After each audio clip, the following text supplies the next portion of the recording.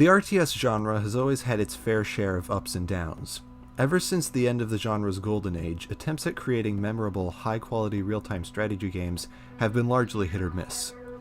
There are a few really good ones, and a few really bad ones, but as of late, the RTS genre has suffered from one of the most terrible afflictions any media form can contract: mediocrity.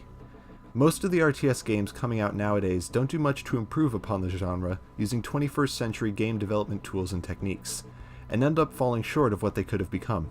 You see this a lot with AAA developers trying to create modern strategy games in the same style as the RTS games of the late 90s and early 2000s, such as the original Command & Conquer games.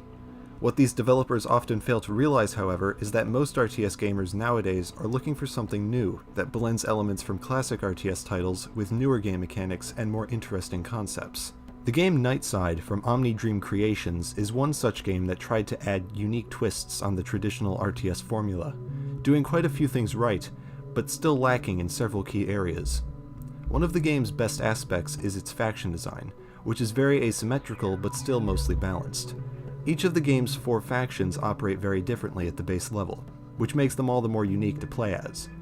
The Nova functions similar to a traditional RTS faction, with static base structures that have the added ability to take off from the ground and fly to other locations. The Yix build everything from tiny cells produced by their mothership, and therefore require carefully timed build patterns and planning. The humans are similar to the Nova in their traditional RTS roots, albeit with a greater focus on mobility thanks to the hovering platforms their structures are built on. That leaves the Nox, who morph units from special nuclei, and are the most aggressive faction by far. The design of each faction is very specific, and combined with the ambient glow of units and structures, creates a distinct atmosphere and style associated with each faction that isn't always present in other RTS titles. Speaking of lighting, it is the single best component of the game's graphical design, no doubt due to the important role it plays in gameplay.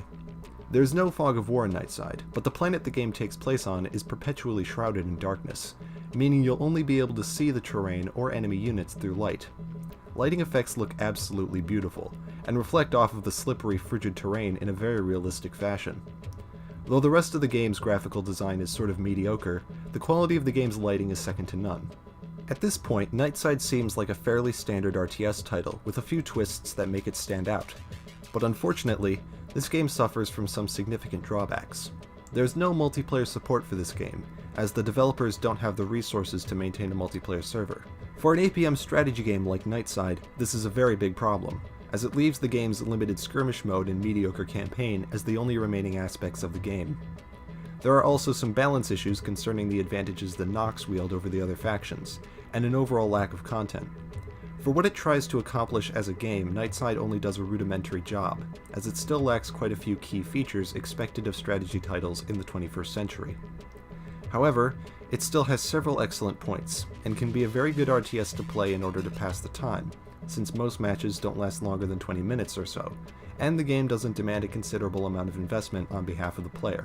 Nightside is only $5, so if you're looking for a strategy title that offers fast thrills characteristic of APM strategy games, or are just looking for a new RTS, you might want to consider this one.